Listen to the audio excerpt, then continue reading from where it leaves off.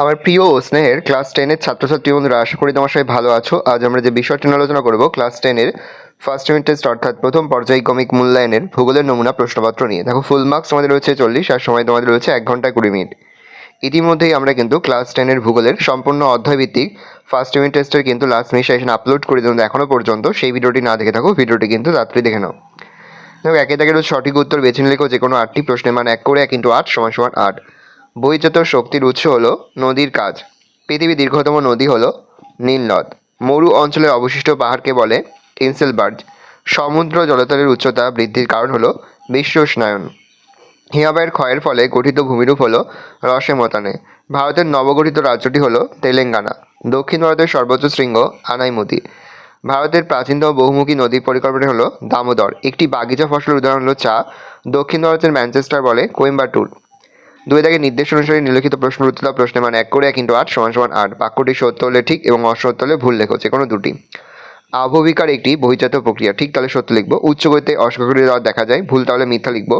বনভূমি সংরক্ষণ একটি পদ্ধতি হলো বৃক্ষছেদন, ভুল তাহলে মিথ্যা লিখবো। পর্বতের প্রতিবাদ ঢালে বৃষ্টিছাড়া অঞ্চলের সৃষ্টি হয়, ভুল তাহলে মিথ্যা লিখবো। 2 উপযুক্ত শব্দবস্তু শূন্যস্থান পূরণ করো, যে কোনো দুটি। আবহবিকার পুঞ্জিত হয় নগ্নিভবনকে ড্যাশ বলে, উত্তর হয় পর্যায়ন। আবহবিকার পুঞ্জিত হয় নগ্নিভবনকে বলে, বা পুঞ্জিত হয়ে হবে, এটা হয়ে নগ্নিভবনকে বলে পর্যায়ন। মন্দ খুব দেখা যায় ড্যাশ অঞ্চলে, পার্বত্য অঞ্চলে। এলিনো শব্দটির অর্থ হচ্ছে খ্রিস্টের সন্তান। ড্যাশ মৃত্তিকায় তুলো চাষ ভালো হয়, কৃষ্ণ।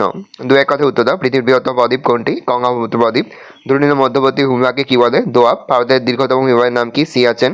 কাকে পশ্চিমবঙ্গের দক্ষিণ নদ বলা হয়? দামোদর। স্তম্ভ মেলাও। পেনিপ্লেন হচ্ছে ডেভিস। জনবহুল রাজ্য হচ্ছে উত্তরপ্রদেশ। 3 দাগে নিচের প্রশ্নগুলির সংক্ষিপ্ত উত্তর, যে কোনো 4টি প্রশ্নের মান 2 করে 2 × 4 = 8। বহির্জাত শক্তি বলতে কী বোঝো? সাধারণত যেসব শক্তি ভূপৃষ্ঠের ওপর উৎপন্ন ও ক্রিয়াশীল হয়ে ভূপৃষ্ঠের প্রধান ভূমিরূপের পরিবর্তন ও ভাস্কর্য করে থাকে তাদের বহির্জাত বা পর্যায়ন শক্তি বলে, যেমন নদী, হিমবাহ, বায়ুপ্রবাহ, সমুদ্রতরঙ্গ, পুঞ্জিত ক্ষয়, আবহবিকার প্রভৃতি। অশ্বক্ষাকৃতি হ্রদ বলতে কী বোঝো? নিম্ন প্রবাহে 2টি নদীভাগ পরস্পরের নিকটবর্তী হলে নদী পুরনো খাদ ছেড়ে নতুন খাদে প্রবাহিত হয়। পুরনো খাদটি ঘোড়ার খুরের মতো দেখতে হয় বলে একে অশ্বক্ষাকৃতি হ্রদ বলে। জলবিভাজি কাকে বলে? পাশাপাশি অবস্থিত 2টি নদী অববাহিকাকে যে উচ্চভূমি পৃথক করে রাখে তাকে জলবিভাজিকা বলে। সাধারণত ভূপৃষ্ঠের পর্বত ও মালভূমি জলবিভাজিকা হিসাবে ভূপৃষ্ঠে বিরাজ করে, যেমন এশিয়া মহাদেশের মধ্যভাগের উচ্চ পার্বত্য অঞ্চল বা উচ্চভূমি পৃথিবীর বৃহত্তম জলবিভাজিকা। প্লাবনভূমি কি? বর্ষাকালে নদীর জল বেড়ে যায় ও দুকুল ছাপিয়ে বন্যার সৃষ্টি করে। নদী উপত্যকার নিচু জমিতে বন্যার জল ঢুকে পড়ে ও পরে বন্যার জল সরে গেলে সেখানে নদীবাহিত পলি পড়ে থাকে। এভাবে বন্যার ফলে বছরের পর বছর পলি সঞ্চিত হয়ে যে নতুন ভূভাগ গঠন করে তাকে প্লাবনভূমি বলে। বহুমুখী নদী পরিকল্পনা বলতে কী বোঝো?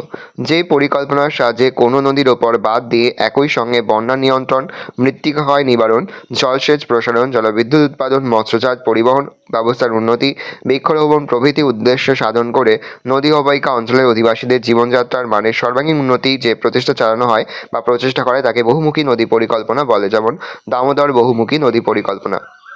ঝুম চাষ কি? স্থানান্তর কৃষি উত্তর হাইবেন পূর্ব ভারতে ঝুম চাষ নামে পরিচিত। সাধারণত অনুন্নত পার্বত্য অঞ্চলগুলিতে ঝোপ জঙ্গল কেটে কৃষিক্ষেত্র নির্মাণ করে অনুন্নত প্রাচীন পদ্ধতিতে যে চাষাবাদ করা হয় তাকে ঝুম চাষ বলে। ভারতের উত্তরে পার্বত্য অঞ্চলের রাজ্যগুলিতে বিশেষত অরুণাচল প্রদেশ, মিজোরাম, ত্রিপুরা, মেঘালয়, নাগাল্যান্ড প্রভৃতি রাজ্যে ঝুম চাষ হয়। মৌসুমী বিস্ফোরণ বলতে কী বোঝো? গ্রীষ্মকালের শেষের দিকে অর্থাৎ মে মাসের উত্তর পশ্চিম ভারতে গভীর নিম্নচাপের সৃষ্টি হয়। আর্দ্র দক্ষিণ পশ্চিম মৌসুমী বায়ু আকস্মিকভাবে ভারতে প্রবেশ করে, তখন ওই বায়ুর প্রভাবে বজ্রবিদ্যুৎ সহ প্রবল বৃষ্টিপাতের মাধ্যমে ভারতে যে বর্ষাকালের সূচনা হয় তাকে মৌসুমী বিস্ফোরণ বলে। সার্ক কি?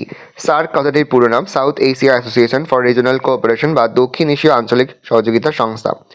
1985 সালের 8ই ডিসেম্বর ভারত, বাংলাদেশ, পাকিস্তান, নেপাল, ভুটান, শ্রীলঙ্কা, মালদ্বীপ, দক্ষিণ পূর্ব এশিয়ার 7টি দেশ নিয়ে এই আঞ্চলিক সহযোগিতা সংস্থা গঠিত হয়। পরবর্তীকালে 2007 সালে আফগানিস্তান এই সংস্থার সদস্য হয়। এর সদর দপ্তর নেপালের কাঠমান্ডুতে অবস্থিত। নেক্সট রয়েছে 4 দাগে নিচের প্রশ্নগুলি সংক্ষেপে উত্তর দাও, যে কোনো দুটি। প্রশ্নের মান 3 করে 3 × 2 = 6। প্রথম, গিরিখাত ও ক্যানিয়নের মধ্যে পার্থক্য লেখো। দেখে নাও গিরিখাত ক্যানিয়নের পার্থক্য। নেক্সট, মরুভূমি অঞ্চলে বায়ুর কাজের প্রাধান্য লাভের কারণ কি? দেখে নাও।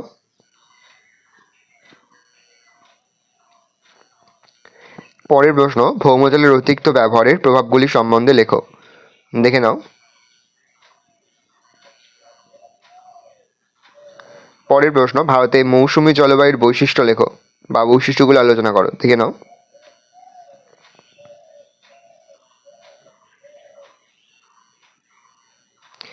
পরে রয়েছে 5 দাগে নিচের প্রশ্নের উত্তর দাও যে কোনো দুটি, প্রশ্নের মান 5 করে, 5 গুণ 2 = 10। নদীর ক্ষয়কার্যের ফলে সৃষ্ট ভূমিরূপগুলির সচিত্র ব্যাখ্যা করো, অথবা বায়ু ও জলাধারের মৃতকার্যের ফলে সৃষ্ট ভূমিরূপ গড়ে ওঠার কারণ বা কার্যকারণ সম্পর্কে আলোচনা করো। নেক্সট, ভারতের জলবায়ু নিয়ন্ত্রকগুলি সম্পর্কে সংক্ষেপে আলোচনা করো, অথবা ভারতের উপকূলীয় শহরের সংক্ষিপ্ত পরিচয় দাও। ভালো করে দেখে নাও, এই রয়েছে টোটাল তোমাদের ফার্স্ট ইউনিট টেস্ট অর্থাৎ প্রথম পর্যায়ক্রমিক মূল্যায়নের ক্লাস 10-এর ভূগোলের প্রশ্নপত্র। ভালো করে প্রশ্নপত্র দেখে নাও। আশা করি ভিডিওটা ভালো লেগেছে। ভিডিওটা ভালো লাগলে ভিডিওকে লাইক করে দিতে ভুলবেন না। আমার নতুন হওয়া তাহলে যে সাবস্ক্রাইব প্রেস করে পাশে বেল আইকন প্রেস করার জন্য নতুন করে ভিডিও আপলোড করি সবার ফার্স্ট নোটিফিকেশন তোমরা পেয়ে যাও। আর এই ভিডিওটি আমার বন্ধু বান্ধবী আত্মীয় সবার মধ্যে কিন্তু অনেক শেয়ার করে, যেটা বছর ক্লাস 10-এ পড়ছে। আমরা কিন্তু ইতিমধ্যেই ক্লাস 10-এর প্রতি বিষয়ের সিলেবাস, প্রশ্ন এবং নমুনা প্রশ্নপত্র কিন্তু আপলোড করে দেন এখনো পর্যন্ত। সেই ভিডিওগুলো না দেখে থাকো, ভিডিওগুলো কিন্তু তাড়াতাড়ি দেখে নাও। ভালো করে দেখে নাও প্রশ্নপত্রটা।